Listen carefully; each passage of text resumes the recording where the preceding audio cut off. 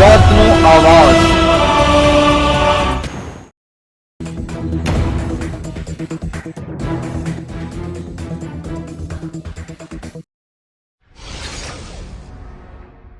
આણંદ જિલ્લાના ઉમરેઠ તાલુકાના દાગજીપુરા ગામે રહેતા એક શખ્સે કિશોરીને ધાકધમકી આપી તેની ઉપર 2 વાર દુષ્કર્મ આચર્યું છે।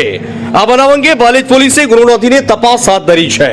ઉમરેઠના દાગજીપુરાના શખ્સે સગીરા સાથે દુષ્કર્મ આચર્યું હતું। પોલીસ શખ્સ સામે ફરિયાદ દાખલ કરી તપાસ આદરી છે। તું મારી સાથે નહીં બોલે તો તારા ભાઈનું ગળું દબાવી મારી નાખવાની ધમકી આપીને બળજબરીથી આ કૃત્ય આચર્યું હતું।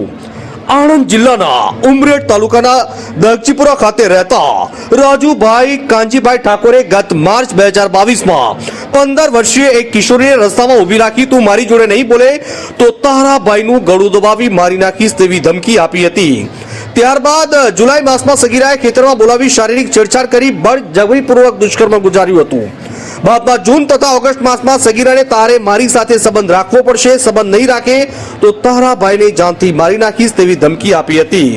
ત્યારબાદ ખેતરમાં બોલાવી તેણીની મરજી વિરુદ્ધ દુષ્કર્મ આચર્યું હતું।